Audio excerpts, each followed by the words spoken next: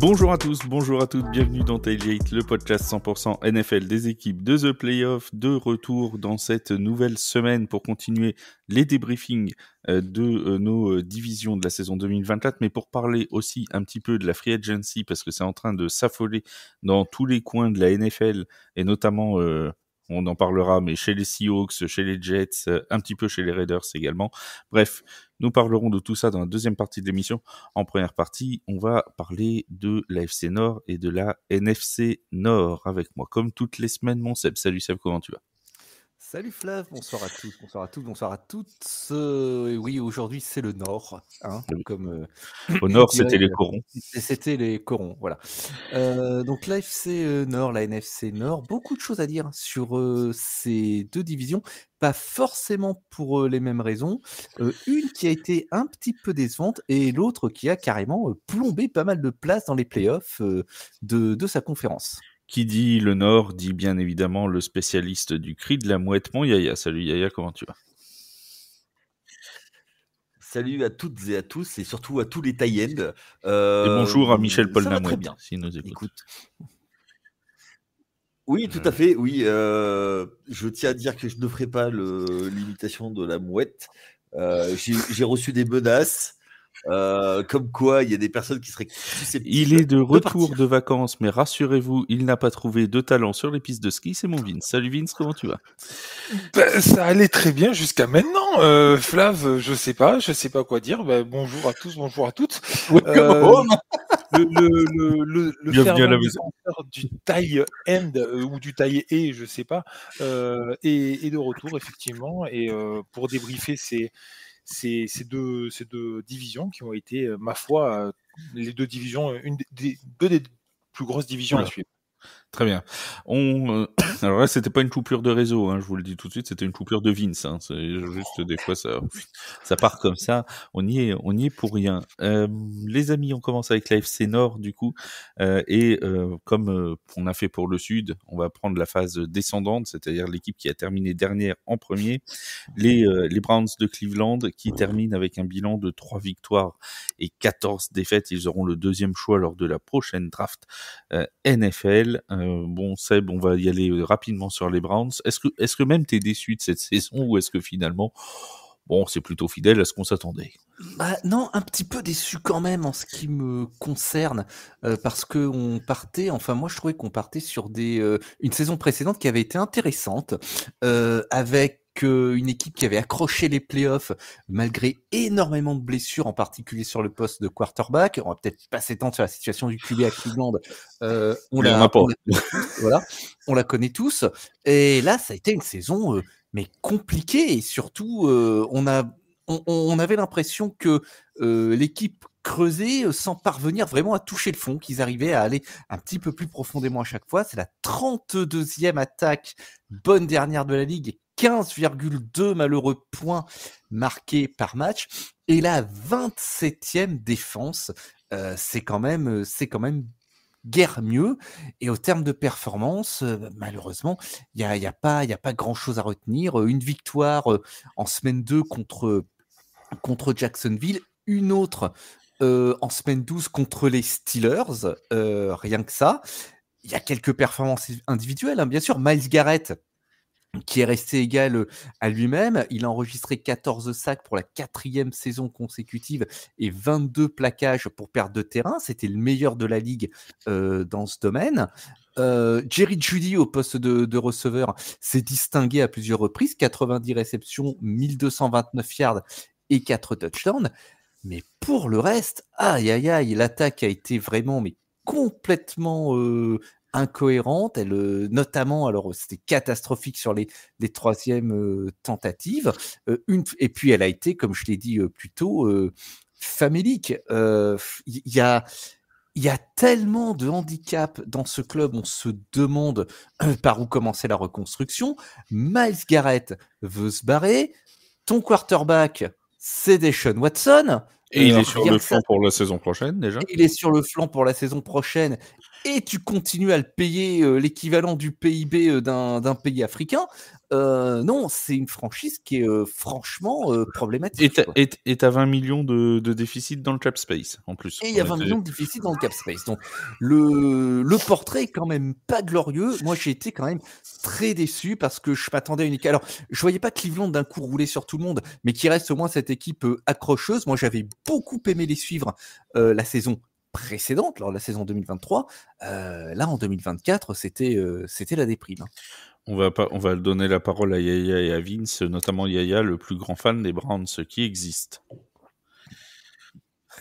Non, mais les franchises de l'Ohio, de toute façon, elles seraient pas là, ce serait pareil. En plus, t'aimes pas le orange. Je suis peut-être un peu. Si, j'aime beaucoup les Pays-Bas. C'est un chouette pays. Mais alors, les Browns, non mais rien n'est allé cette année. Franchise ultra dysfonctionnelle. Qui a failli enchaîner il y a quelques années 2 saisons consécutives à 0 victoire. C'est la franchise de la loose. Ah non, c'est au-delà. C'est au-delà. Enfin, je sais même pas comment Seb a fait pour en parler autant. D'ailleurs, on va clore le sujet avec Vince. Et ça met du talent, ça montre le talent du jeune homme. Talent, monsieur, je te l'ai dit. Mon Vince, est-ce que tu crois un rebond la saison prochaine ou avec probablement l'affaire Myles Garrett qui semble mal embarqué pour qu'il reste chez les Browns? Ça me rappelle un peu la situation de Myles Garrett. Il a demandé un trade. Lui continue à dire à corps et à cri qu'il veut partir. Les Browns continuent à dire de leur côté qu'ils vont le garder pour la saison 2025. Donc, autant vous dire que c'est une vraie cacophonie. On ne sait pas comment ça va se terminer. Enfin, si on a à peu près tous l'idée, mais bon, quand même. Mon Vince, toi, t'es plutôt positif ou négatif pour l'avenir de ces Browns, l'avenir immédiat de ces Browns? Très négatif parce que même quand ils avaient un avenir qu'on leur annonçait un peu plus radieux, un peu plus serein, ils arrivent à faire avec de bonnes choses, de mauvaises choses. On l'a vu dans leur draft précédente. Alors la faute des joueurs draftés ou pas, peu importe. Toujours est-il qu'ils ne s'en sortent pas.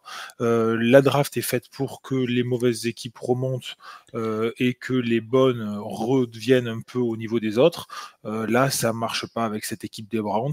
Ils n'y arrivent pas. Ils n'arrivent pas à faire un socle solide qui leur permet derrière de passer des paliers. J'ai l'impression, moi, de l'extérieur, qu'ils essayent de franchir directement tous les paliers d'un coup et qu'ils ne passent pas par une phase de reconstruction complète. Si faut faire gaffe au sas de décompression. C'est comme quand tu remontes en... Ils essayent surtout d'aller encore plus vite face au mur qui arrive. Si tu veux reconstruire, Myles Garrett, c'est une très bonne monnaie d'échange pour essayer de reconstruire, pour aller chercher des choses.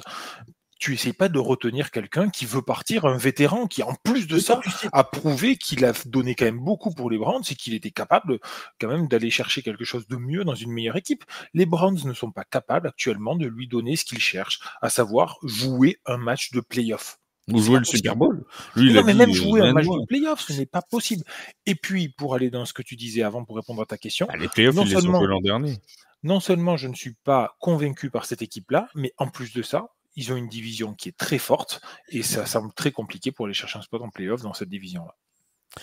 On parlait de l'Ohio, on va parler de l'autre franchise de l'Ohio, les Bengals de Cincinnati, 9 victoires, 8 défaites pour les Cincinnati Bengals cette année, qui ont été quasiment jusqu'à la fin comme possible playoffable, mais pourtant qui ne se sont pas qualifiés. La faute une nouvelle fois, Yaya, à un début de saison complètement manqué. Oui, c'est exactement ça. En fait, ils font des courses de handicap. Ils partent 4 journées après les autres. Non. C'est l'anti-Saints, en fait. Voilà. Ils ont pensé que les Saints sont... Ouais, mais ce serait une fois, je veux bien, mais là, ça fait la 3e saison d'affilée, ou 4e. Même l'année où ils vont au Super Bowl, ils commencent par des défaites. Donc, soit il y a un problème dans le coaching staff, c'est pareil, hein, c'est une franchise. Il serait pas là, écoute. Et c'est dommage parce que je pense qu'ils sont en train de gâcher Ja'Marr Chase et Joe Burrow. Donc, faut vite qu'ils se reprennent. Et puis surtout, qu'ils mettent une ligne en place pour Joe Burrow. Parce que sinon, ça va faire un quarterback de plus qui fera des stats, mais qui ne sera pas soutenu ni par un jeu au sol cohérent, ni par une défense. Et pourtant, il y a Trey Hendrickson, mais il n'y a que lui, quoi. Donc en défense, j'allais dire, c'est quoi le gros problème, Vince, de cette franchise de Cincinnati, la défense? La défense et l'inconstance. La défense, principalement, on l'a vu au bout de la saison. De toute façon, tout au long de la saison, on a vu cette attaque fonctionner pendant les premiers mois, même s'ils avaient des résultats très décevants. On disait justement que Joe Burrow était en mode MVP et qu'il avait des stats vraiment très très fortes. Et j'étais pas loin de le penser, même si forcément son record n'allait pas dans son sens. Maintenant, juste pour signaler quand même cette équipe-là, la seule défaite qu'ils ont eu un peu de trop, qui aurait pu les qualifier d'ailleurs, c'est la première défaite lors du Week 1 contre les New England Patriots. Sinon, ils perdent contre les Chiefs, les Commanders, les Ravens, les Eagles, encore les Ravens, les Chargers, les Steelers, et c'est tout. Donc que des équipes qui sont en play-off. Ce ne sont pas des défaites honteuses, à part la première, encore une fois. Ce qui est gênant, c'est le nombre de points encaissés durant ces défaites-là. 41 contre les Ravens lors du premier match, 37 contre les Eagles, 35 contre les Ravens lors du deuxième match, 34 contre les Chargers et 44 contre les Steelers. Il y a un match pour moi qui fait du baume au cœur dans cette saison de la part des Bengals. C'est le match contre les Broncos qu'ils vont chercher en week 17 en overtime. Ce match-là, pour moi, c'est un des plus beaux matchs de la saison, j'ai trouvé en tout cas. C'est un match un peu fou, complètement fou. On sait que si Cincinnati perd, ils sont éliminés. Broncos, s'ils gagnent, eux, de son côté, sont qualifiés. Et ça donne un match de fou. Et vraiment, je trouve que c'est un peu le soleil dans cette saison pour les Bengals. Et moi, je suis pas du tout d'accord avec toi. C'est-à-dire que, ok, ils perdent contre des équipes super fortes, mais si tu veux aller en playoff, faut quand même battre des équipes fortes. Donc ils l'ont pas fait. Donc dans les matchs qui comptent, ils sont pas là, ils gagnent pas. Mon Seb, la voix de la raison. Qu'est-ce qui a péché chez tes Bengals qu'on sait que tu aimes d'amour, puisqu'ils ont toujours du mal à lancer leur saison? Oui, mais c'est vrai que j'ai dû quand même attendre la 4e journée pour qu'ils lancent quelque chose, et encore contre Carolina. Et en se prenant 24 points. On parle du match contre Denver, mais parlons aussi du dernier match de la saison contre Pittsburgh, parce qu'ils attendent quand même la 18e journée pour passer la balance dans le positif. Il y a quand même un problème. Le vrai problème, c'est que c'est une équipe à deux visages, avec une attaque qui est top 10, 6e, qui marque quasiment 28 points par match, et puis une défense qui en encaisse plus de 25, et qui est classée 25e. Alors, le coordinateur défensif, Lou Anarumo, a été remercié à la fin de la saison. Voilà, il a cherché un petit peu. Certes, il y a encore des individualités. On parlait de Joe Burrow, 4918 yards, c'est considérable. 43 touchdowns. Il est leader NFL en nombre de yards lancés et de touchdowns lancés. Ja'Marr Chase a continué à être dominant, 1708 yards en réception et 17 touchdowns. Et puis en défense, il y avait quand même une lueur d'espoir, c'est toujours d'ailleurs, je ne sais pas pourquoi je parle lui au passé, Trey Hendrickson, 17,5 sacs, meilleur saqueur de la ligue et first team All-Pro. Le problème, c'est que le reste n'a pas fonctionné. Le jeu au sol n'a pas marché. 1574 yards et 11 touchdowns seulement au total.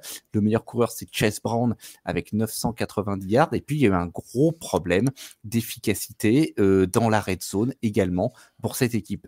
Et tu ne peux pas espérer performer avec un club qui est aussi déséquilibré. Et puis pour compléter ce que disait Seb, effectivement, le jeu de la dualité jeu de course, jeu de passe a été vraiment complètement perdu au fil de la saison. Ils se sont concentrés uniquement sur le jeu de passe avec un jeu de course très très très très faible.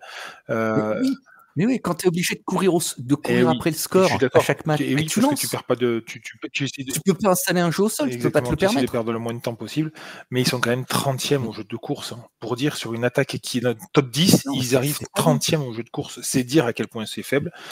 La lueur des sports aussi, côté personnel offensif, pour moi, alors je sais, vous allez me tomber dessus, allez-y. Le tie-end, Gesicki, qui quand même a un peu plus percé cette année. Mais qui est plus là l'an prochain. Oui, mais bon, voilà, à voir. Ça fait plusieurs années qu'il navigue dans la ligue un peu partout. Je l'ai trouvé relativement bon. Quand il était à Miami, il était bon. Quand il était à New England, il était pas mal. Voilà, ah oui, c'est un gars qui est sous-coté. Qu'est-ce que je voulais dire? Oui, et on va avoir quand même un gros problème dans cette intersaison, un véritable défi que se lancent les Bengals. On va en parler très très rapidement. C'est qu'ils ont l'objectif, l'intention de faire re-signer tous leurs grands joueurs. Alors, T. Higgins a été tagué pour la 2e année consécutive, ce qui coûte encore plus cher au niveau du franchise tag. Ja'Marr Chase doit être prolongé normalement pendant cette intersaison et ils veulent aussi prolonger Trey Hendrickson. Sauf que là, ça va commencer à coûter très cher. Mais alors quand on dit très cher, c'est très très cher parce que Ja'Marr Chase, va falloir aller chercher au moins du 40 millions annuels. Et Trey Hendrickson va demander probablement, on en parlera en fin d'émission, après le contrat de Max Crosby qui vient d'être signé, va demander au moins 35 ou 40 millions annuels aussi. Ça va commencer à faire très très cher pour les Bengals. Ils en sont combien au cap space là? Il leur reste, alors j'ai pas le cap space sous les yeux, Seb va nous sortir ça en 3 secondes. Je l'ai plus. Ils sont pas hyper bien, je crois. Non, ils sont pas larges. Ils sont pas très très larges. Attends, je te demande Ouais, c'est ça. Une seconde, je rouvre Over the Cap et je te trouve. Ils sont 23e en termes de cap et je crois qu'il en reste 52 millions. Est-ce que ça prend déjà le tag de T. Higgins ou pas? Ça doit être. Oui. Non, ça prend pas le tag de T. Higgins, il y a un peu moins de 52 millions. De toute façon, il y a... 52, voilà, va falloir quand même à un moment, va falloir quand même faire des choix, hein, peut-être du côté des Bengals de Cincinnati, parce que quand j'ai dit 40 millions pour Ja'Marr Chase, à mon avis, ce sera, je sais pas ce que vous en pensez, hein, mais ce sera le strict minimum. Hein, parce que, quand on voit Justin Jefferson déjà à 35 millions et Max Crosby qui est déjà à plus de 35 millions aussi, à mon avis, Ja'Marr Chase. Et puis, une fois de plus, on connaît la règle, plus ils vont le signer tard, plus ça va leur coûter cher, parce que d'autres receveurs auront signé des clairement, pour Hendrickson, le fait qu'il signe après Max Crosby est une catastrophe pour les Bengals. Oui. Ah, complètement. Là, c'est une catastrophe. Voilà, on en parlera en fin d'émission, mais c'est vrai que avec le contrat de Max Crosby, ça devient une catastrophe pour les Bengals. Alors, on parle rapidement des Steelers de Pittsburgh qui ont fini 2e, 10 victoires, 7 défaites. L'occasion pour nous, comme toujours, de saluer Romain de Steelers France qui nous écoute très très souvent. Salut notre ami suisse. Les Steelers de Pittsburgh qui ont encore une fois réalisé une saison, j'ai envie de dire, Vince, à la Steelers, c'est-à-dire une équipe qu'on n'attend pas forcément, qui gagne parfois difficilement, mais qui finit comme toujours avec Mike Tomlin en bilan positif, qui finit en play-off et qui finit par se faire sortir au premier tour. C'est un peu ça, c'est exactement ça. C'est du Mike Tomlin dans le texte. On a l'habitude avec lui. Une défense de fer, une défense solide. Première sur le turnover, première sur les fumbles. C'est une défense qui finit 3e sur les interceptions. Donc vraiment de très très très grosses défenses de la part des Steelers, bien mis en place, avec un jeu offensif beaucoup plus pauvre. Alors pauvre, il faut quand même savoir nuancer. Ils finissent 16e en offense, donc ils sont pile poil au milieu.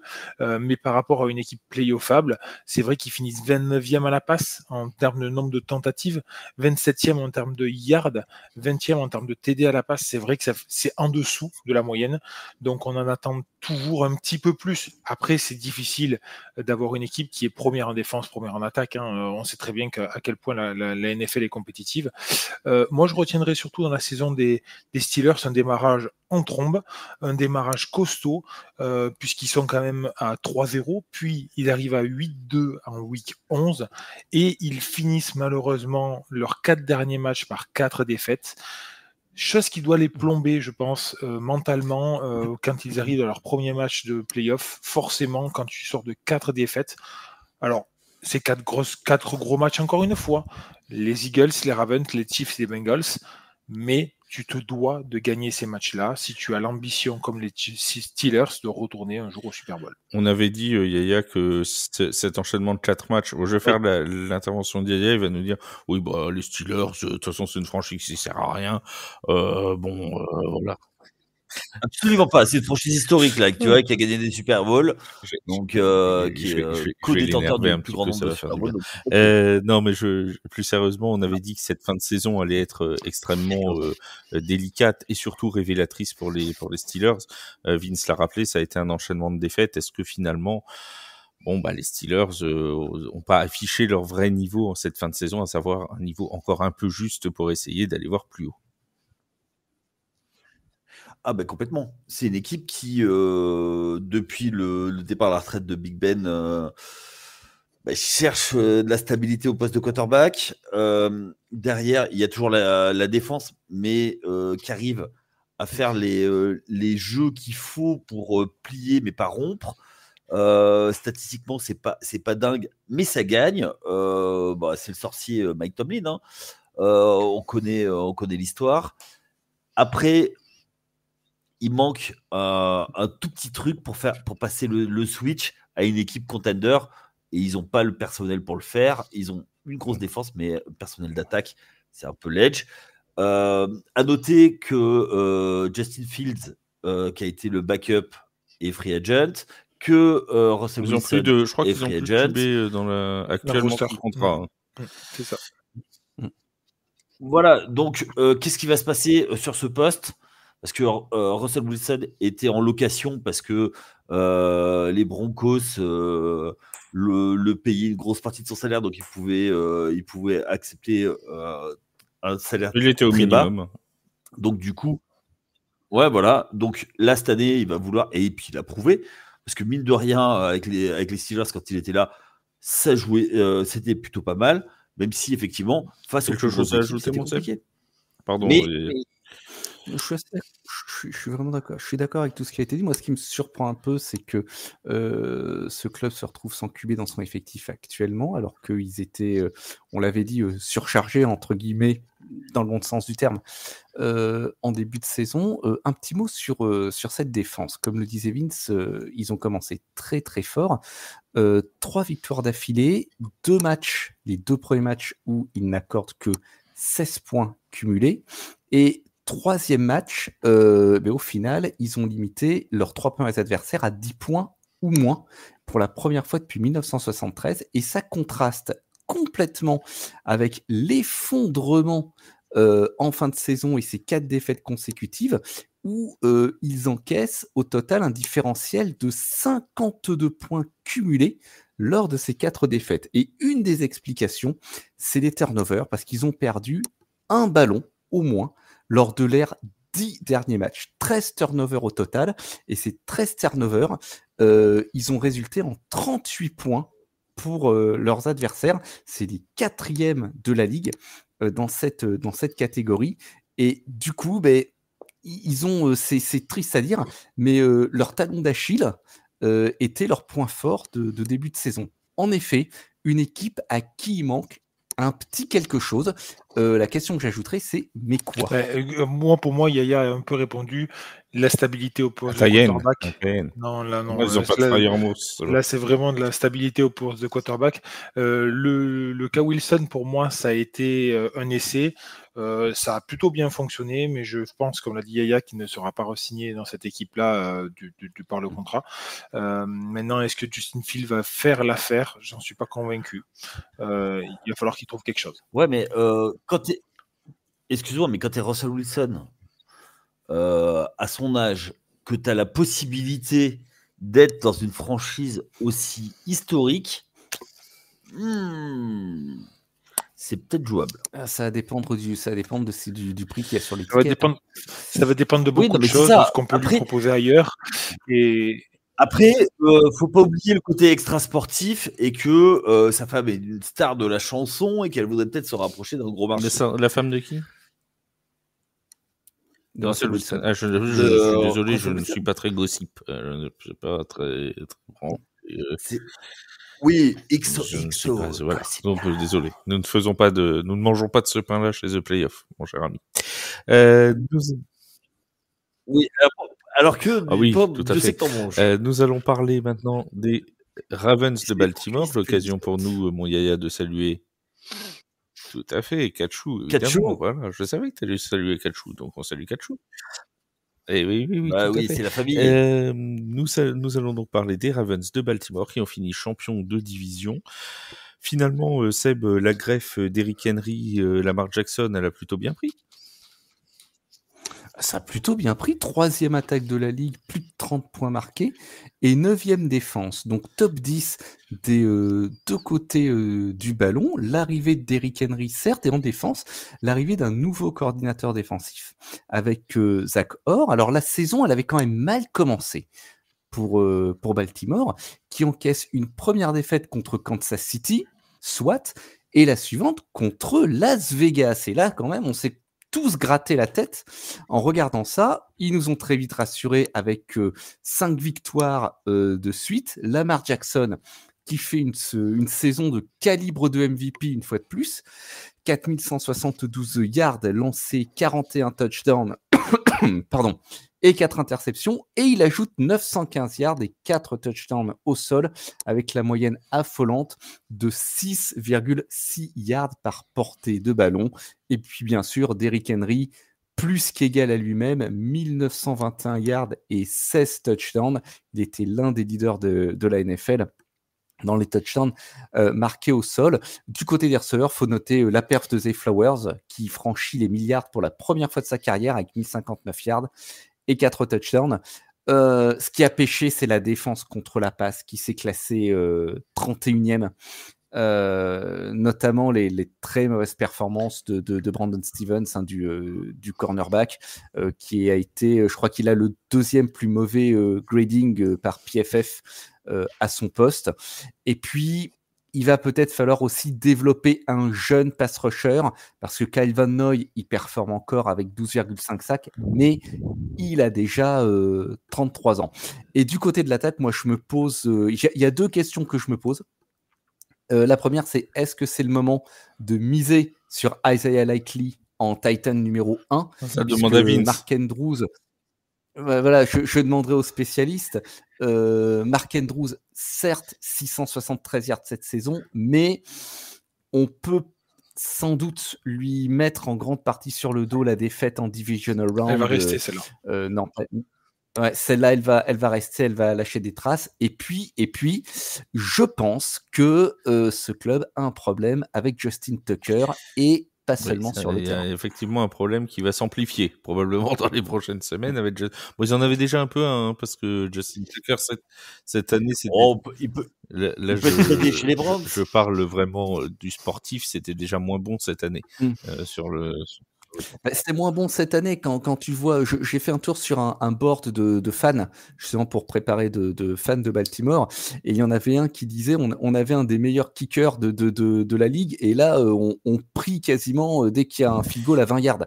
Alors c'est largement exagéré quand on C'est comme regarde Benjamin les stats, Bono. mais en fait, voilà, en fait les coups de pied qu'il a manqués, ils ont été cruciaux, et c'est ce qui a entraîné certaines des défaites, et peut-être qui a empêché de passer. Salut Benjamin Bono, bien évidemment, s'il nous écoute, c'était une petite blagounette. Mon cher Yaya, est-ce que finalement, ce qui leur a manqué, c'est pas d'avoir un bilan avec une seule petite victoire de plus et de pouvoir recevoir les Bills plutôt que se déplacer? Est-ce que ça aurait pas finalement pu changer tout le cours de la saison? C'est la défaite les Browns contre Las Vegas. Les Browns, ils ont perdu contre les Browns. Oui, mais Las Vegas, ça a été terrible. Ils l'ont tradé sur toute la saison. Ils ont un bilan de 12-5. J'ai un petit peu l'impression que c'est en trompe-l'œil quand même. Hein. On n'était pas. Le bilan final, il est bon. Mais l'impression sur toute la saison, alors oui, ils ont eu des bonnes périodes. T'es pas hypé, hein, toi, par les Ravens. Hein. T'as un problème avec les Corbeaux. Tu veux en parler? Alors, moi, j'aime beaucoup, mais tu vois, à chaque fois, j'ai l'impression que, tu vois, pour monter l'étape supérieure, il manque un petit truc, pareil, il manque quelque chose. Et au bout d'un moment, je pense que même s'il fait beaucoup de stats, Lamar, au bout d'un moment, il va falloir qu'il fasse quand même un vrai gros run. Exactement. Et il faut pas qu'il aille à Rome, du coup. Ni en week-end. Mais week-end à Rome. Ouais. Exactement. Oui, non, mais c'est bon, j'avais compris, Étienne. Venise-Milan, qui a le temps. Exactement. D'automne. Bon, bref. Seb, je sais pas si tu penses, mais les tunnels comme ça, musique française, c'est dur aussi. Hein. Non, c'est compliqué. Un tunnel Étienne Dao, c'est chaud. Oui, bah, c'est bon, il n'a pas chanté Paul Tatou. Donc bon, les amis, on revient sur les Ravens. Vince, qu'est-ce qui manque aux Ravens, toi, tu penses, pour passer ce fameux cap et aller au Super Bowl, retourner au Super Bowl? Un jeu un petit peu moins stéréotypé, un petit peu plus ouvert, des jeux de passe, je dirais, moi principalement. Une stat, moi, qui m'a marqué, les Ravens sont 31e à la passe en termes de nombre de tentatives tentées sur la saison. 31e, ça veut dire qu'ils font 477 tentatives durant toute la saison. Par contre, ils sont 7e en termes de yards parcourus dans les airs. Donc, ce qui veut dire que leur ratio est énorme. Est-ce que c'est pas un peu la même chose chez les Eagles? Mais enfin, je sais, moi je trouve que là chez les Ravens, je l'ai vraiment ressenti tout le long de la saison. Quand tu as des mecs aussi dominants que Lamar Jackson et Derrick Henry au sol, bah forcément tu t'appuies sur le sol, tu vois. Oui, mais pourquoi tu arrives à être 7e en parce que justement tout le monde défend contre le sol, et donc ça ouvre. Donc ouvre plus à la passe et ça défendra moins au sol et tu marqueras plus. En fait, il faut savoir ouvrir un peu de partout. Là, j'avais l'impression que c'était très stéréotypé et que leur ligne savait vraiment faire d'énormes blocs de course, mais qu'en termes de blocs de pression pour la passe, ils arrivaient un peu moins. Tu veux nous parler d'une expérience concernant le fait d'ouvrir un peu de partout? C'est une expérience perso peut-être, non? C'est quelque chose à nous partager, mon cher. Les vacances fut bonnes. Spécialiste de l'ouverture d'huîtres, on le rappelle, notre cher Vince. Si à Noël vous avez besoin de quelqu'un qui manie le couteau à huîtres, n'hésitez pas. On vous le louera pour pas cher et même gratuitement. On vous l'offre, ça nous fait plaisir. Mon cher Seb, mon cher Yaya, mon cher Vince, on va passer à la NFC Nord, l'une des divisions les plus fortes de cette saison 2024. Et il dodeline déjà. Qu'est-ce qu'il y a, mon Yaya? Qu'est-ce qu'il y a? Il va nous dire que la NFC était meilleure parce qu'il y avait les Giants dedans. Non, c'est pas ça, c'est que regarde, combien de victoires en playoff? Quelle est la seule division, ou l'une des seules divisions, qui nous a tenus en haleine jusqu'au dernier match? Ah, en parlant d'haleine, oui, tu l'as mauvaise. Mais non, mais je suis d'accord. Non, mais je suis d'accord avec toi. Mais arriver en playoff, moi je te parle de la saison régulière. Oui. Ah, donc, quelle autre division? Donne-moi une autre division en NFL cette année qui a 3 équipes avec au moins 11 victoires. Oh, mais voilà. Il n'y en a pas d'autres. Non, il n'y en a pas. Ouais. Ah, il n'y en a pas d'autres. Oui, mais pour faire zéro victoire en playoff. Mais quand ça compte. Mais oui, mais monsieur est pour les chiffres. Voilà. Les chiffres, pas. Mon Seb, toi, tu es d'accord avec moi parce que toi, tu te fies aux chiffres. Oui. Mais oui, les chiffres, il y a que ça de vrai. Les victoires morales. Mais pas les chiffres. Excuse-moi. Alors, quand est-ce que j'ai menti? Combien de victoires en playoff cette année? On parlait de ta vie perso. On parlait pas de ça. Bon. On sait que tu supportais les Eagles, Yaya, on le sait. Mais oui, on t'a vu tous avec une casquette, enfin un bonnet qui recouvrait tes 3 cheveux. On t'a tous reconnu. Faut pas non plus se leurrer. On t'a vu, on t'a même vu dans la parade des Eagles en train de faire des grands signes d'aigle comme ça qui s'envolaient. Tu ne tromperas plus personne, sache-le. Les Bears de Chicago. On commence par les Bears. On commence par les bonnes nouvelles. Les Bears de Chicago. Et là, je vais faire parler Yaya en premier dessus parce que je sais qu'il adore les Bears aussi. Les Bears de Chicago, 5 victoires, 12 défaites. Un avis sur Caleb Williams et sa bande, mon Yaya? Une franchise qui sert à rien, il est pas loin de l'Ohio. Alors, non, c'est pas c'est une franchise historique. Mais En fait, c'est ça, il depuis aime l'ère que Super l'histoire. En Bowl, fait, c'est bon, ça. bah, c'est En fait, c'est le compliqué. paléontologue de la NFL, Yaya. T'as C'est vu le son âge mec, aussi c'est Et j'ai un côté Ross c'est ça. J'ai un côté Ross. Pardon, je t'ai coupé, dis.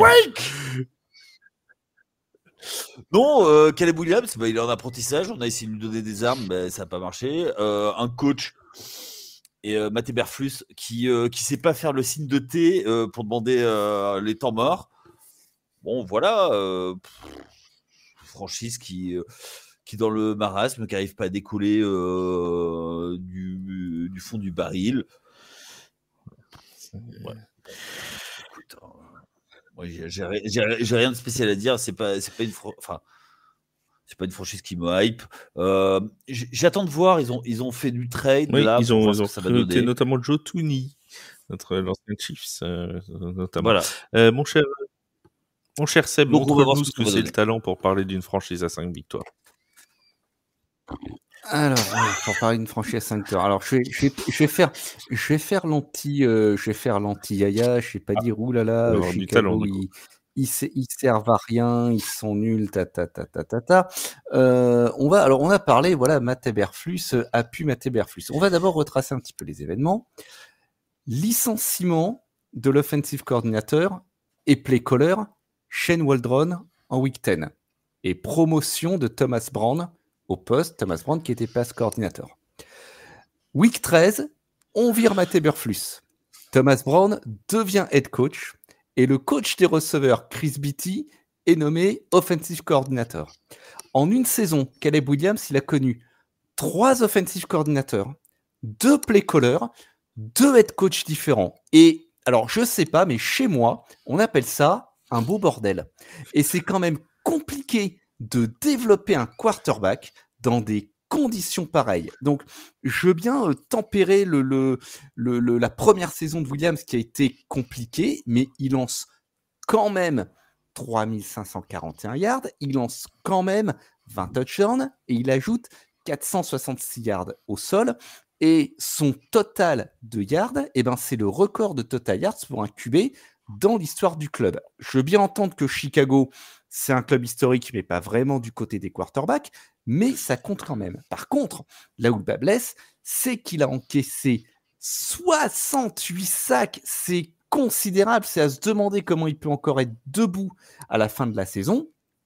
Et même s'il y en a une partie qu'on peut lui imputer, parce que Williams, il a eu le souci qu'ont tous les QB rookies dans son type qui sont très athlétiques, c'est-à-dire de vouloir forcer le jeu pour le faire à tout prix, sa ligne offensive elle-même a peu d'excuses. Hein.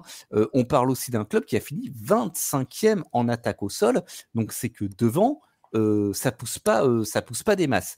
Les raisons d'espérer en attaque, c'est DJ Moore, 966 yards, 6 touchdowns. Pour moi, c'est l'homme sûr de l'attaque de Chicago.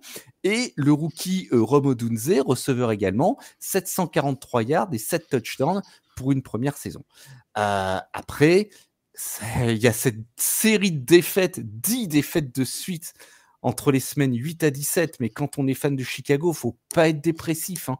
Le club avait commencé 4-2, il faut pas l'oublier, donc c'était 4 victoires de défaite, c'était encourageant. Souvenez-vous même, à un moment de la saison, on s'est dit, la NFC Nord va caser ses 4 équipes en play-off. Bon, on évite tout de suite retomber. Que nenni. Voilà, que nenni.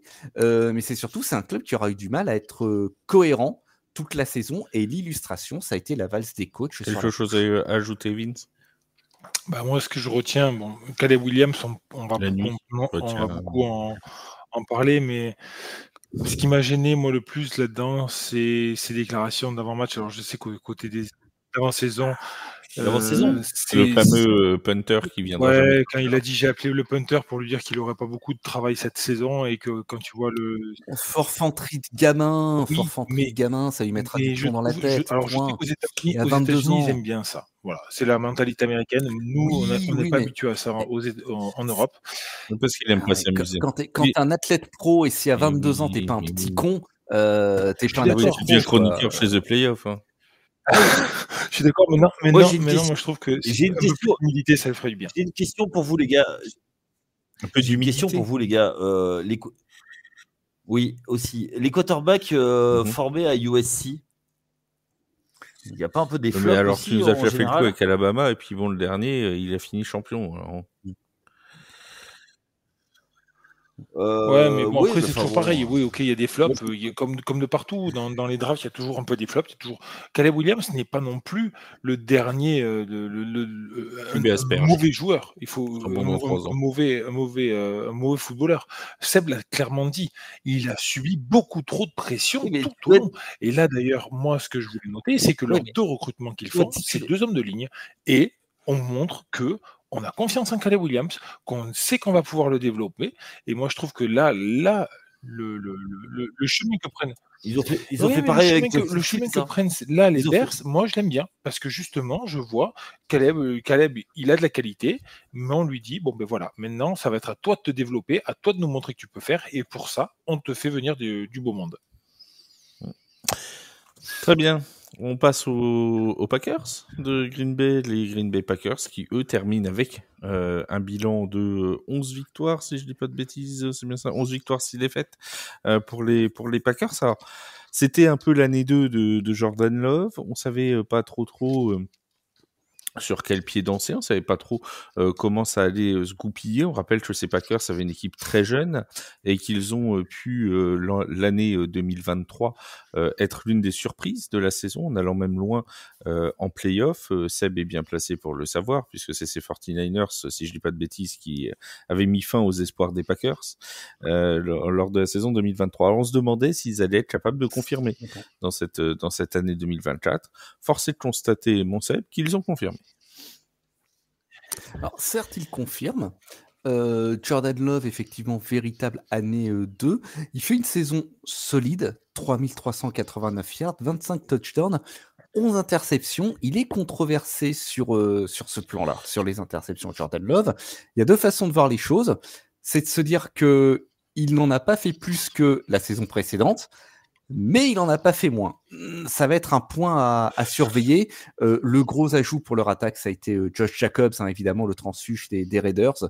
1329 yards, 5 touchdowns. Et puis du côté de la défense, Xavier McKinney, qui a été leur joueur clé, élu première équipe All-Pro, 88 plaquages, 8 interceptions, 11 passes défendues, et également toujours en défense le defensive line Rashan Gary, 7,5 sacs, 15 hits, 47 plaquages, dont 9 pour perte de terrain. Alors, confirmation certes, mais pas de progrès, puisque une fois de plus, ils se font sortir au premier tour par Philadelphie. Alors, l'année dernière, ils avaient passé un tour, ils avaient battu Dallas. Ils avaient passé un tour, voilà, autant pour moi.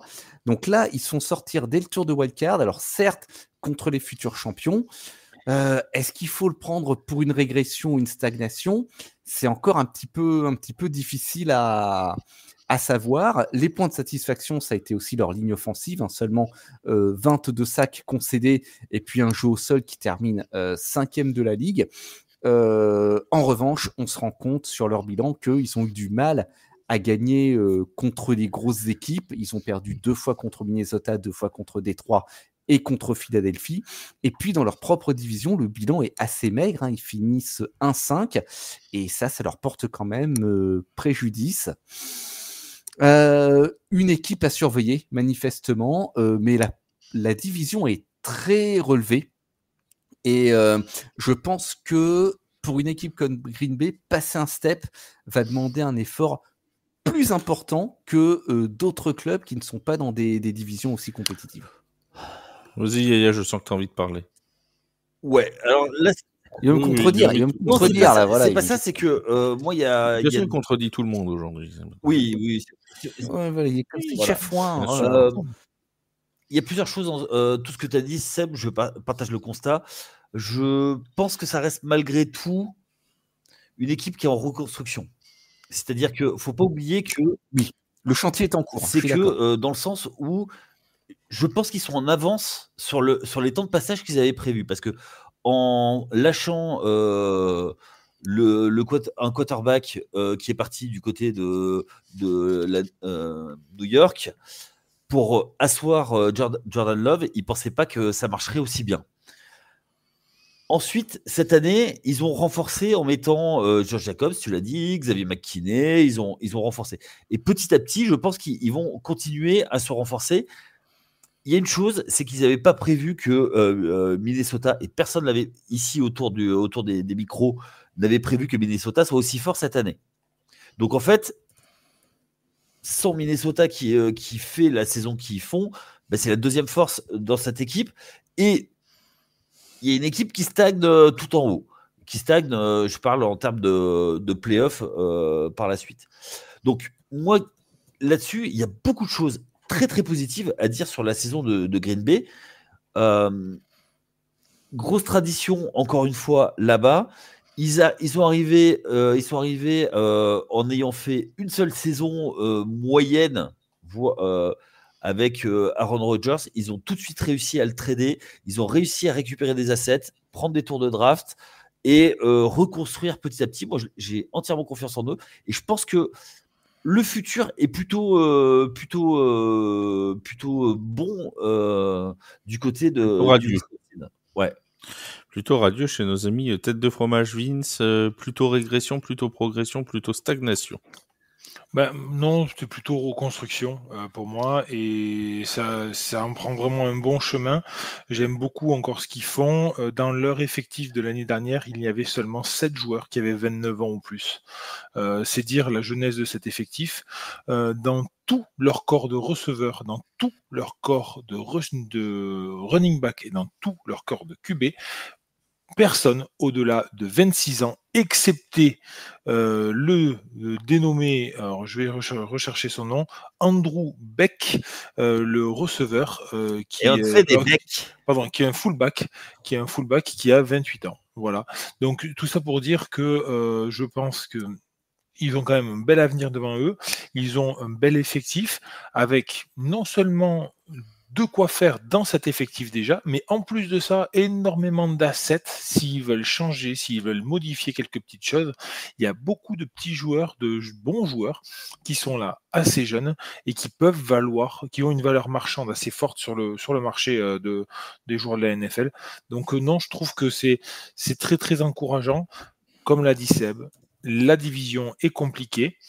On en a parlé au cours du podcast de cette année. C'est à la fois un désavantage parce que ça va être très compliqué de franchir des steps et d'aller chercher une deuxième ou une première place dans cette division.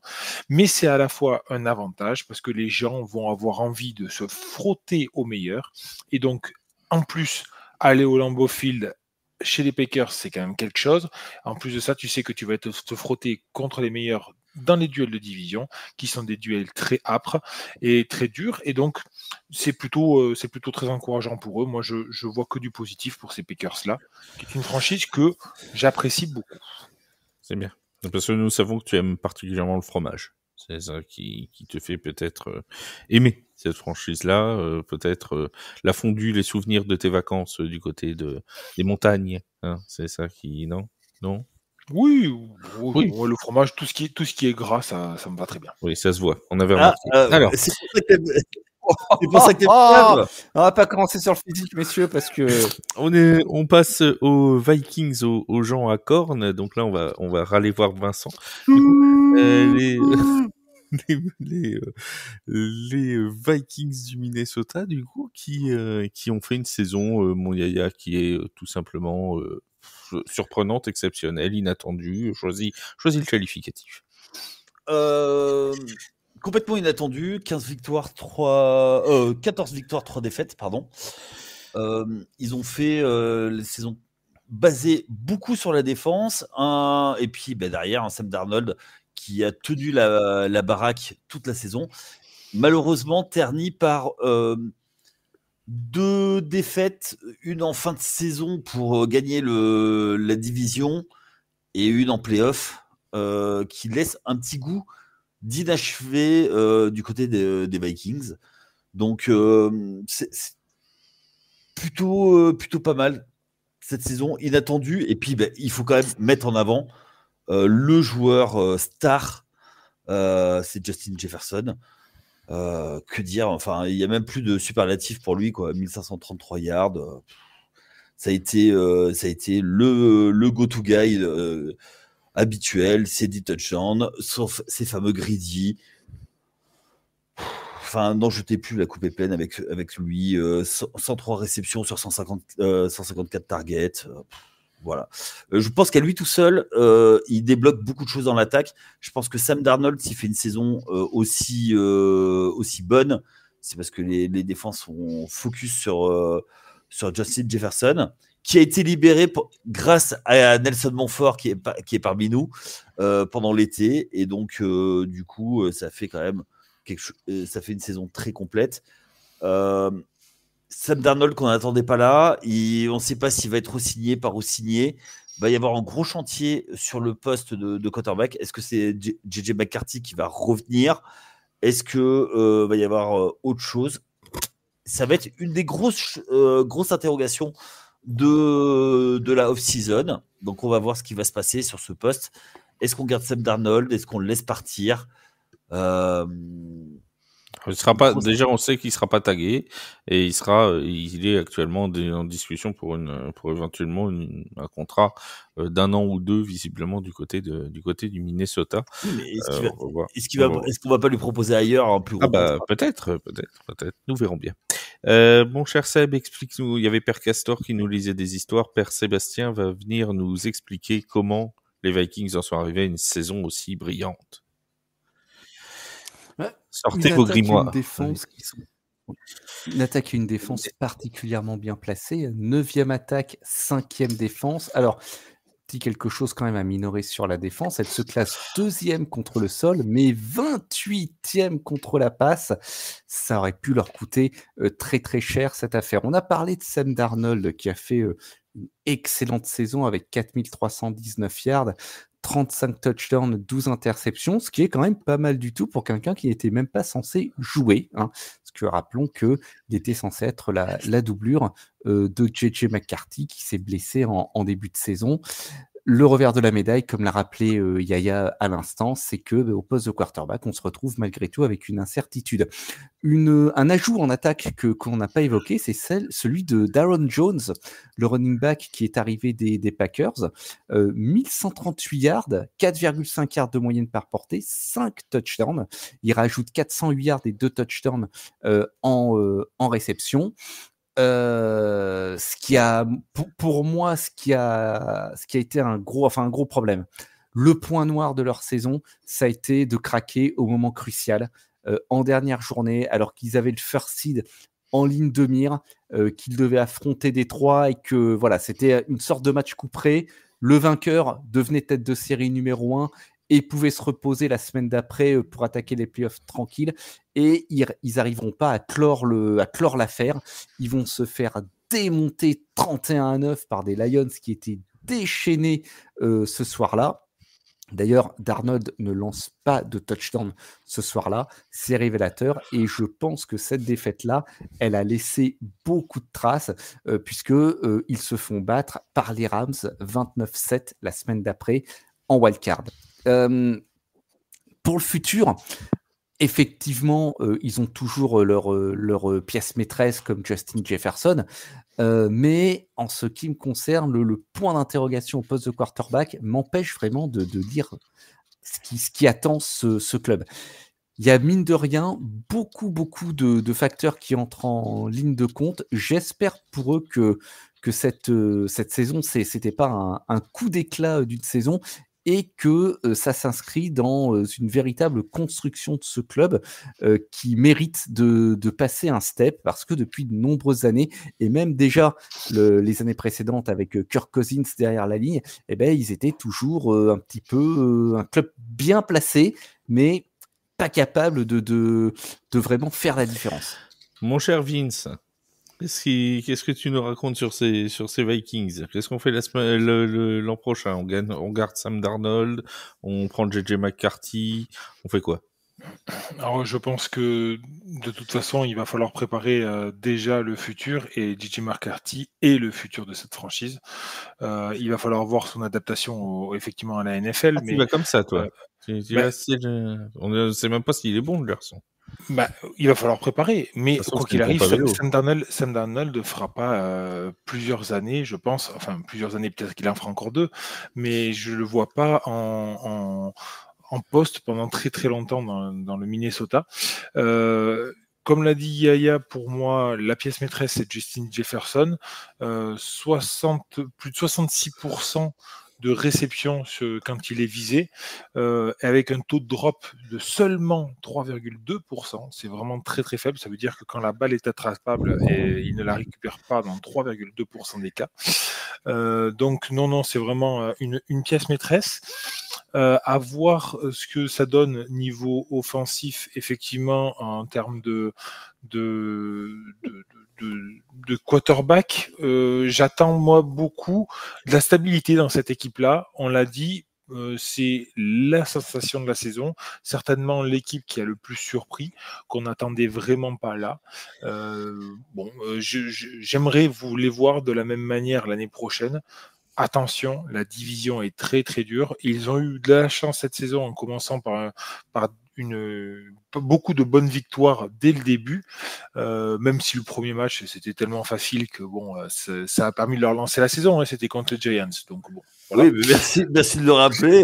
Mais sinon, vous avez contribué à la bonne saison des Vikings, voyez. Mais complètement. Mais là, je suis entièrement d'accord avec ça. C'est-à-dire que déjà, Kevin O'Connell, c'est un très bon coach.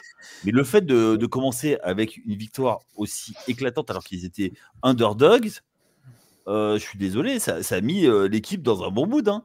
Et on connaît les dynamiques au foot, ce que ça donne. Hein. Mais bien sûr, donc on en a parlé tout à l'heure avec les 10 défaites d'affilée de certaines équipes. Au contraire, les grosses défaites en fin de saison des Steelers qui ont plombé leur playoff.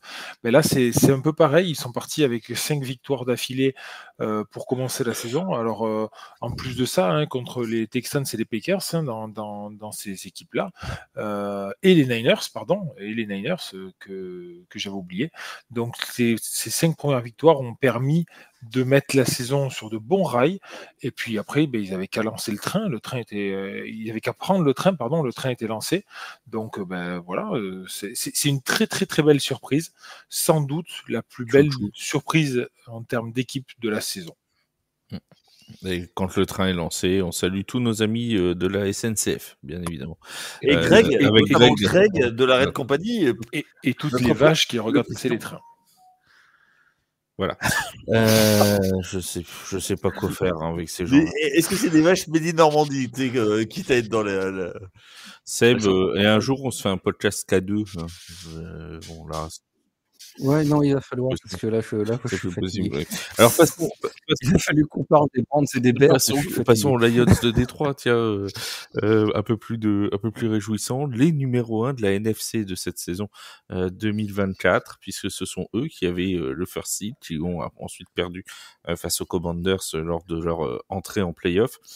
Seb, une saison des Lions qui confirme ce qu'on avait vu l'an dernier, qui confirme cette montée en puissance de Détroit après des années et des années de galère. Qui confirme, mais moi qui me laisse quand même un petit goût amer dans la bouche. 15 victoires, 2 défaites. Ils semblaient être les élus, c'était pour eux, c'était leur année. Et ça va se terminer en Divisional Round, 45-31 contre Washington. C'est étrange. Une attaque très performante qui finit première de la ligue en matière de scoring. Une défense qui se classe 7e. Et avec des blessures. Des joueurs. J'y viens, tu permets, je peux développer. Il faut tout faire en 1 minute, tu vois. Ou faut tout faire en 1 minute. Dans la vie, je te laisse la place si tu veux. Ça se passe pas en 1 minute dans la vie, mon cher Yaya. Sache-le. Ah merde. Vas-y, mon Seb. Voilà. Une puissance de feu offensive rarement vue, 564 points marqués, un différentiel de points sur la saison de 222 par rapport à leurs adversaires. Rendez-vous compte, des joueurs qui ont performé. Jared Goff, 4629 yards lancés, 37 touchdowns, 2 interceptions. Du côté des receveurs, bien sûr, Amon-Ra St. Brown, là aussi, c'est lui qui est devenu le go-to guy du club, 115 réceptions, 1253 yards, 12 touchdowns. Et puis, un duo de running back avec Jahmyr Gibbs à 1412 yards et 16 touchdowns. Et David Montgomery, 775 yards et 12 touchdowns en 14 matchs. Montgomery a vu sa saison tronquée. À eux deux, c'est donc 28 touchdowns. Ils forment le meilleur tandem de la ligue sur ce plan.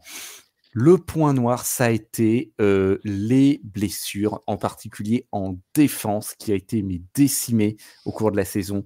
Kwon Alexander, Alex Anzalone, Marcus Davenport, Aidan Hutchinson, qu'on voyait parti pour être le défenseur de l'année. Elle termine tout de même 7e malgré cela, mais je pense qu'en fin de saison, et en particulier quand les playoffs sont arrivés, c'était devenu trop pour cette équipe, et ça aura été finalement leur talon d'Achille. Alors, est-ce qu'ils vont pouvoir réitérer l'exploit l'année prochaine? C'est quand même un club qui a joué vraiment sous tension les deux dernières saisons et demie. Il va y avoir de gros changements dans le coaching staff. Comment assurer la continuité? Alors, les joueurs cadres sont encore là, mais comme on l'a dit à plusieurs reprises, la division est très relevée et c'est une suprématie qui pourrait être Il y a Vince qui a un petit problème de connexion, donc on va donner la parole à Yaya. Ah non, c'est bon, il est revenu. Salut mon Vince. Encore t'es un vilain. T'es un vilain. Rebonjour, il s'est réveillé. Salut mon Vince. Donc c'est Lions de Détroit, progression ou déception? Progression quand même. 15-2, c'est une progression, c'est une très très belle saison de leur part. Moi, effectivement, 7e, ils sont classés 7e sur la défense, oui. Par contre, ils sont classés 20e en termes de yards concédés. Ça fait beaucoup. Ça fait beaucoup trop pour une équipe qui a 15-2. Ça veut dire qu'ils n'ont que 2 défaites, mais ils sont dans la moitié inférieure de la ligue en termes de yards concédés. C'est beaucoup trop. Parmi cette défense un peu perméable, on retrouve le match contre les Bills perdu 48-42, le match contre les Niners où ils encaissent 34 points, même s'ils en mettent 40. Le match contre les Packers où ils encaissent 31 points. Et forcément, ce match de playoff où ils en concèdent 45 contre les Commanders à la maison. Celle-là, elle fait très, très, très, très mal. Il va falloir un peu travailler sur la condition physique des bonhommes. C'est pas que la condition physique qui empêche les blessures, je suis bien d'accord. C'est aussi la fois t'as pas de chance. Mais là, ça fait beaucoup. Ça fait vraiment beaucoup. Je connais pas de Surtain, mais pas de chance, je connaissais pas. C'est qui? Montgomery qui se fait perdre donc une partie de sa saison et de sa fin de saison. On l'a dit, Hutchinson, il y a eu beaucoup de blessés du côté de la défense qui s'est retrouvé vraiment dépouillé à un certain moment. Bon, on a senti qu'ils sont allés chercher ce first seed, que c'était une grosse réussite pour eux. C'est dommage qu'ils n'aient pas réussi à concrétiser en play-off, mais je pense qu'ils étaient arrivés complètement à bout. Ils sont arrivés, ils ont franchi la ligne. Ils ont arrêté de courir un peu avant de franchir la ligne, quoi. Voilà, ils en pouvaient plus. Ils étaient secs. Mon cher Yaya, parle-nous un peu de Dan Campbell. Dan Campbell, c'est un coach qui a amené l'équipe qui était au fond du trou à une équipe playoffable et qui va jusqu'au first seed. Ils ont trébuché cette année dès le premier match de playoff. L'an passé, ils avaient passé 2 tours, ils étaient en finale de conf. Je pense qu'il demande beaucoup à ses joueurs. C'est un players coach. Il fait grimper au rideau son vestiaire. Je pense qu'il en demande beaucoup, qu'il est très exigeant avec eux. Il perd un de ses coordinateurs, même les 2 coordinateurs, offensifs et défensifs. On va voir. Ça va être une saison très importante pour lui parce que ce groupe va peut-être exploser avec 2 nouveaux coordinateurs, quoi. Qu'est-ce que ça va donner? Est-ce que va y avoir une nouvelle philosophie en attaque? Peut-être pas forcément un peu plus conservateur, parce que c'est ce qui a fait son coaching, mais il va falloir faire mieux et surtout en play-off, puisque l'objectif, maintenant, quand tu gagnes 2 fois de suite ta division, l'objectif, c'est aller chercher le Super Bowl, voire même de gagner le Super Bowl. Donc, s'ils veulent passer ce step, c'est ça qu'il faut aller viser. Tiens, Est-ce ouais. qu'ils ont l'effectif? Je sais pas. J'avais une bonne. Tu m'as fait un bon lancement pour conclure cette review de la division NFC Nord et ensuite on parlera un petit peu de la free agency. Est-ce que vous voyez les Lions dans un avenir proche, on va dire dans les 2-3 prochaines saisons au Super Bowl? S'il y en a un de vous trois qui dit oui, aujourd'hui, maintenant, là, tout de suite, début mars 2025. Oui, les Lions seront au Super Bowl. Enfin, si vous voulez un contrat chez beIN Sport, c'est le moment, parce qu'il y a Benjamin Bernard qui nous écoute. Ce serait logique, mais je sais si vous voyez déjà la saison écoulée. Moi, je les vois pas. Ah, donc toi, tu t'aimes pas, voilà. Non, mais j'aime beaucoup Benjamin. J'aime beaucoup Benjamin Bernard. Malheureusement, on donnera l'adresse, Benji, de Yaya, hein, t'inquiète pas, sur toi. Oh, bah, sinon, il peut me contacter via mon LinkedIn. Malheureusement, ils sont trop détroits. Il y a trop le poids de la franchise. Il faut faire un truc à la Cubs en baseball, quoi. C'est-à-dire vaincre le signe indien, parce que là, les pauvres. Enfin, en fait, si tu veux, c'est un sardos, quoi. Ouais. Donc le signe indien, quand t'as perdu contre les ex-Redskins, c'est quand même pas mal. Ils ont tout pour y arriver, si ce n'est potentiellement des adversaires qui semblent vraiment s'améliorer dans cette conférence. Donc, je sais pas, les Eagles, là, je les vois vraiment bien installés. Et je vois effectivement les Redskins, voilà, c'est les Commanders, j'ai trompé, les Commanders vraiment se développer. J'ai un peu de mal à les voir franchir ce palier et aller jouer le Super Bowl. Merci pour cet optimisme débordant. On passe rapidement à donc tout ce qui s'est passé, parce que depuis quelques heures, on va dire depuis 2 jours, ça s'agite dans tous les sens en NFL. Alors, la semaine prochaine, vous aurez la review de la division AFC West et NFC West, mais on fera un deuxième podcast dans la semaine qui sortira vendredi de la semaine prochaine, où on parlera de la free agency et de tout ce qui s'est passé, parce que ça va partir dans tous les sens dans les prochaines heures. On rappelle que le début officiel de la free agency, ce sera le mercredi 12 mars à partir de 22h heure française. Et à partir de lundi, il y aura la fameuse zone de tampering qui est autorisée par la NFL, où même les joueurs qui vont devenir agents libres pourront commencer à discuter. Alors, qu'est-ce qu'on a eu dans ces dernières heures? On va commencer par les Jets de New York, qui ont décidé de couper Davante Adams. Une décision qui a été prise, on va rappeler un petit peu l'historique. Aaron Rodgers visiblement va s'en aller, et les Jets avaient dit on va chercher un partenaire de trade à Davante Adams. Finalement ils n'en ont pas trouvé, ils ont décidé de le couper purement et simplement. Pour la première fois de sa vie, Davante Adams se retrouve agent libre. Ouais, c'était c'est un peu un retour aux Packers.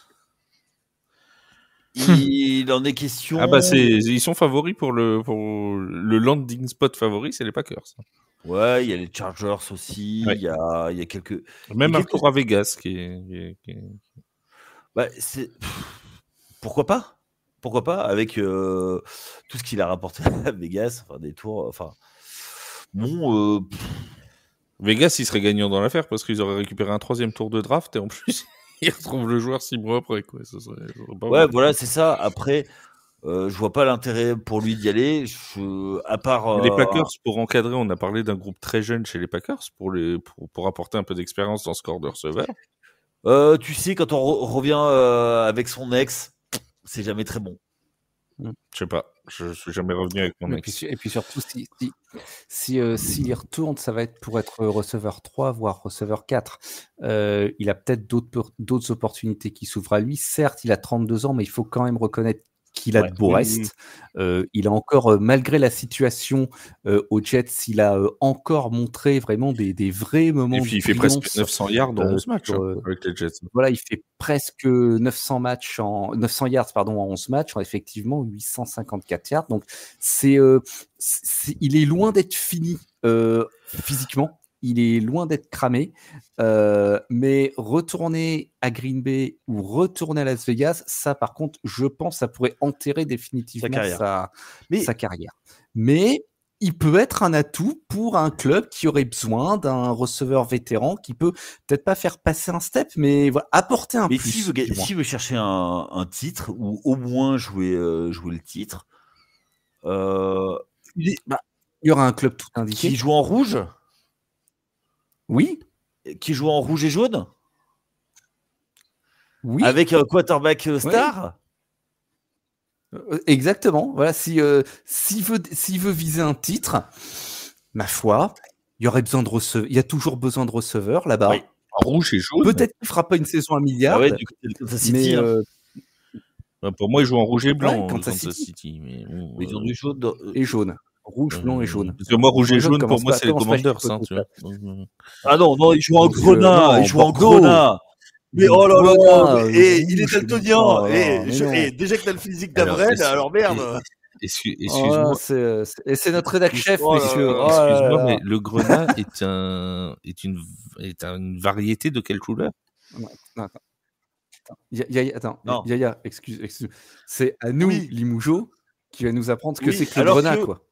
Et tu vois, vainqueur de la Coupe d'Europe, la plus grande des Coupes d'Europe.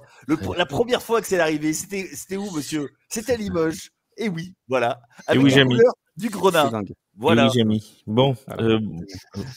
Plus sérieusement, non, Kansas City, ça sera un super landing spot. Hein. Vince, toi, tu le vois quelque part Davante Adams? Il ne va pas rester agent libre, de toute façon, je pense. Non, ça c'est clair qu'il ne restera pas agent libre. Il y a beaucoup d'équipes qui vont être intéressées par lui. C'est une évidence.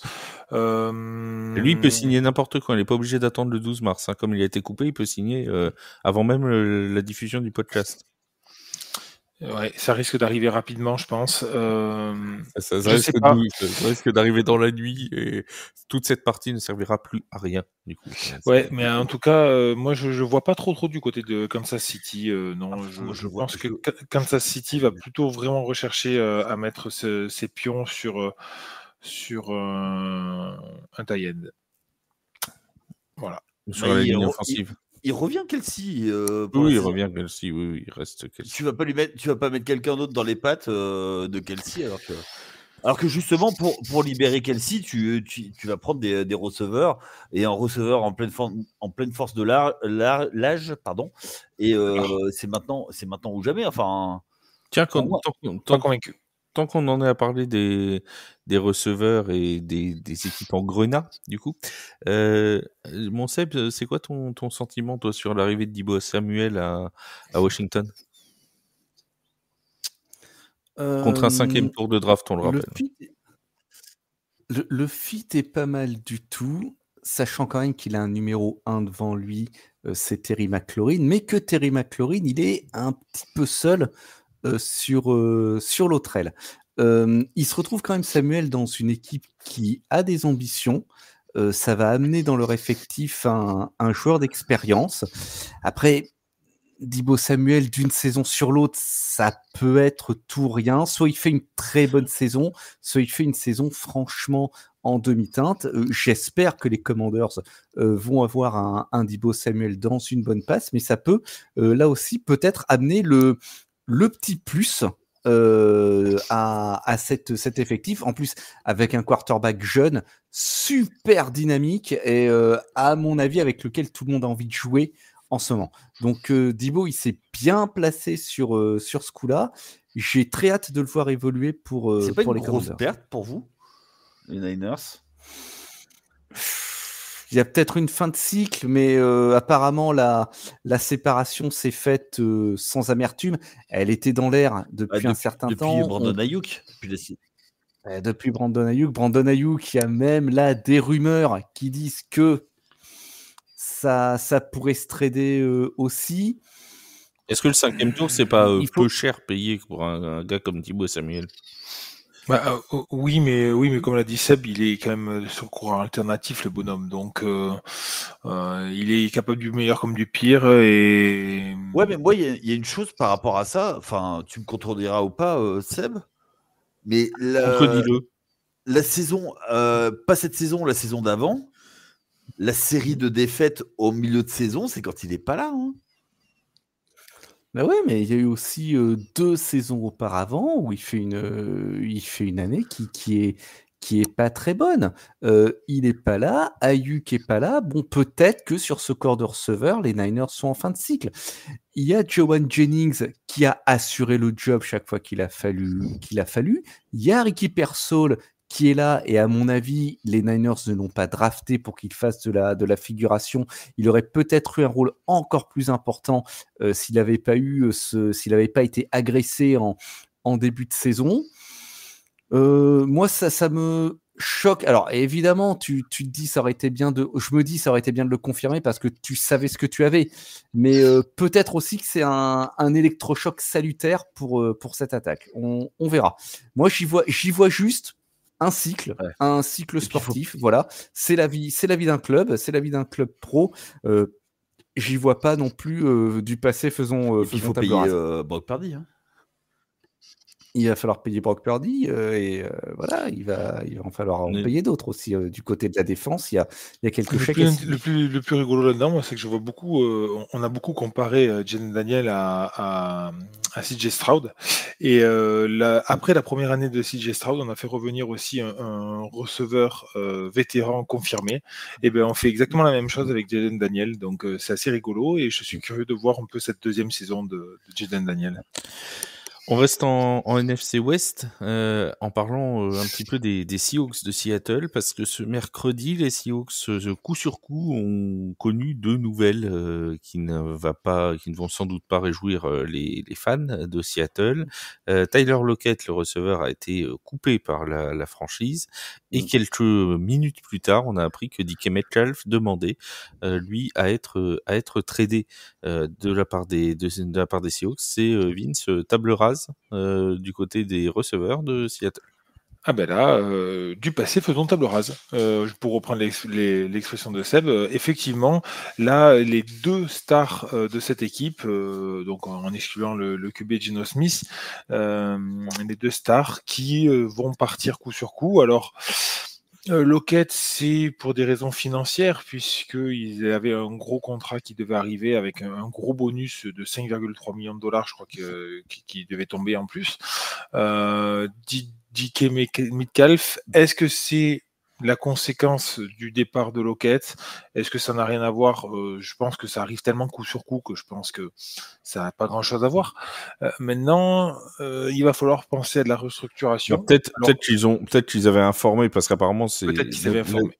La décision de DK Metcalf vient après 2 semaines de négociations et de discussions. Oui. Peut-être qu'ils avaient informé pendant ces discussions qu'ils comptaient couper Tyler Lockett. Après, en tout cas, quoi qu'il arrive, il va falloir reconstruire complètement du côté des Seahawks, mais là, il va falloir repartir de très très loin, puisque c'est vraiment ton cœur de receveur qui s'en va.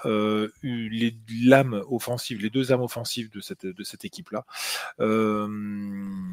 Ça fait beaucoup après la perte de leur coach de l'année dernière. Ça fait beaucoup pour les Seahawks. Il va falloir se reconstruire, prendre le temps et trouver quelque chose qui fonctionne en attaque pour retrouver du plaisir. Ils font de la place aussi. Hein. Oui, ils font de la place. Là, le cap space, nickel. Non, mais sans parler de ça, il y a Jackson Smith Njigba qui prend de plus en plus de place. Bah, ils lui disent, bah voilà.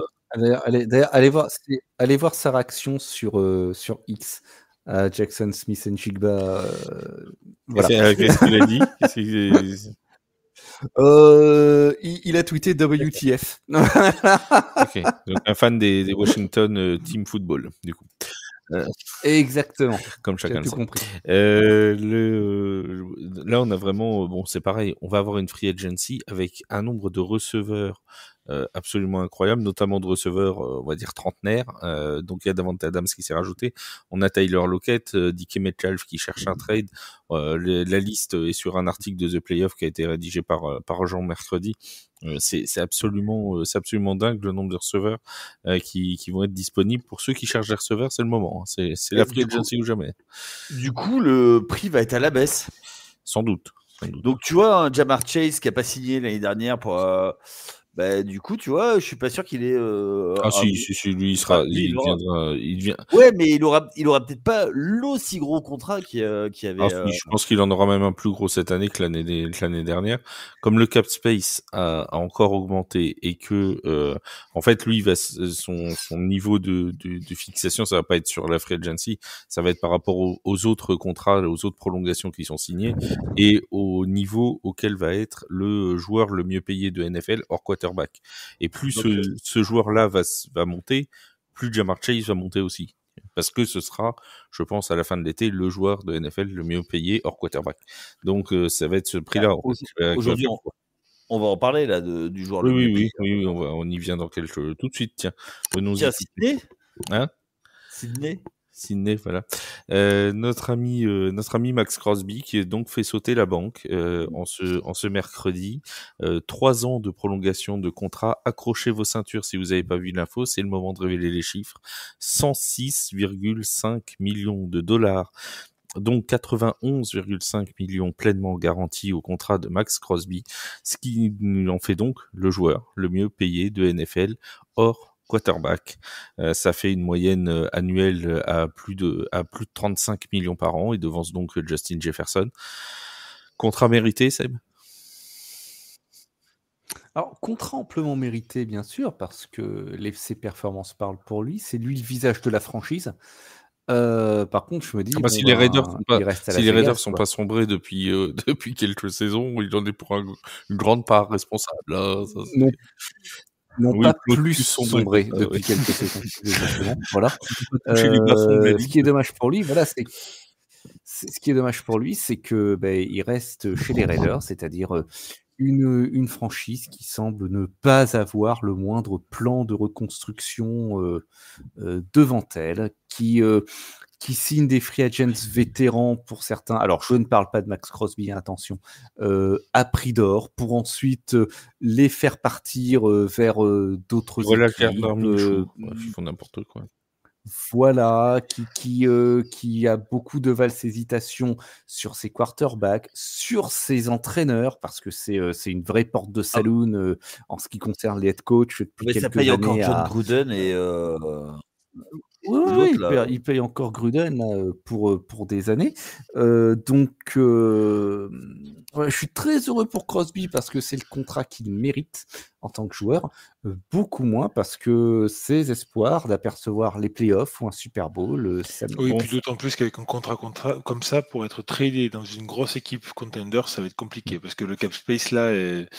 il est pris, hein, donc même dans le futur. Par contre, effectivement, pour revenir sur les Raiders, ils assurent Crosby pour 3 ans en défense.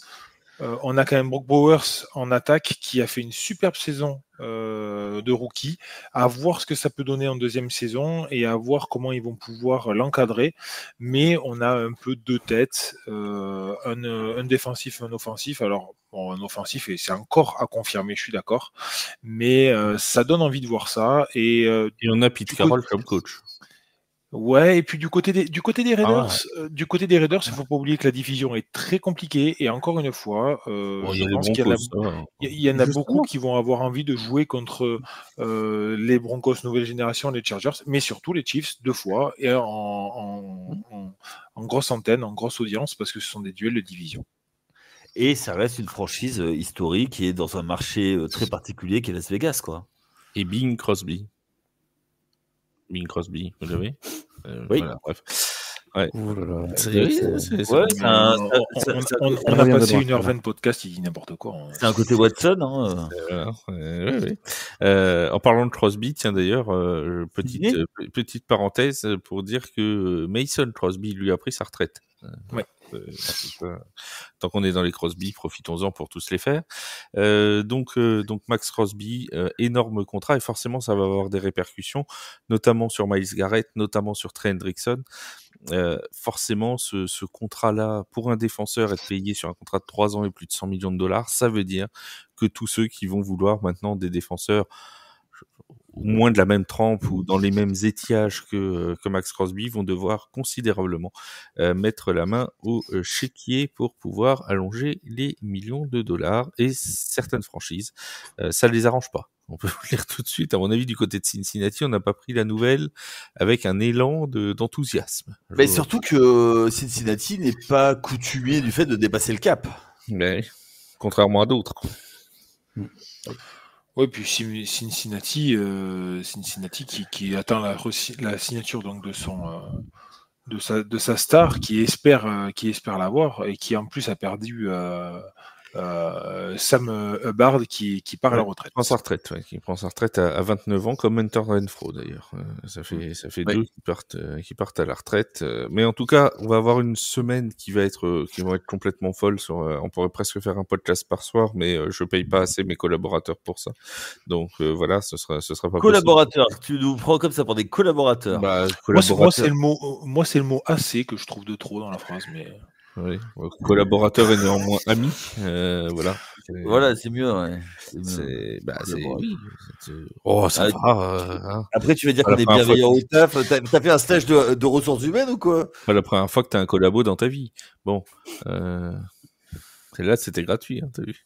Non, j'ai un colp à la tarte. Bon, ça va mal finir cette affaire. Les amis, on va se retrouver donc la semaine prochaine pour 2 podcasts dans la semaine. Un pour faire la review de l'AFC West et de la NFC West. Il sortira mardi matin, et un autre il sortira vendredi matin, où on reviendra sur tous les mouvements de ce début de free agency 2025. Et Dieu sait s'il va y avoir des mouvements d'ici la semaine prochaine. On n'a même pas parlé de la prolongation de Saquon Barkley, vous voyez, aussi, de Zach Bone du côté des Eagles de Philadelphie. Bref, il va y avoir plein de choses à raconter, et donc on se donnera rendez-vous vendredi de la semaine prochaine pour parler un petit peu de tout ça avec mes chers acolytes, tu vois, collaborateurs, acolytes et néanmoins amis. Qui sont avec nous tout le temps. Merci d'ailleurs mon Seb, merci Yaya, merci Vince. Vous êtes au courant qu'on va parler de l'Ouest la semaine prochaine? Oui. Bon. Ça va être compliqué, hein, je vous le dis. Hein. Tunnel Bonix. Je vous l'annonce, chers auditeurs et auditrices. C'est pour ça qu'on a séparé la free agency de l'Ouest, parce qu'on sait qu'on passera déjà 1h30 sur Bonix, donc bon, sinon ça fait trop long. En parlant de podcasts, je vous rappelle également qu'il y a des podcasts NBA, des podcasts MLB, des podcasts NHL sur The Playoff. On a aussi un podcast de D1 qui est sorti ce mercredi, qui revient sur la 4e journée de la première division. Et si vous êtes fan de football américain, on a la 5e journée de Division 1 qui se déroulera pendant tout ce week-end et qui est disponible gratuitement sur 3fa.tv. Voilà pour toutes les informations. Merci Seb, merci Yaya, merci Vince. On se dit à très vite, à la semaine prochaine. Merci à tous de nous avoir écoutés. Bonne fin de semaine à tous. Salut tout le monde. Bye. Salut, à plus.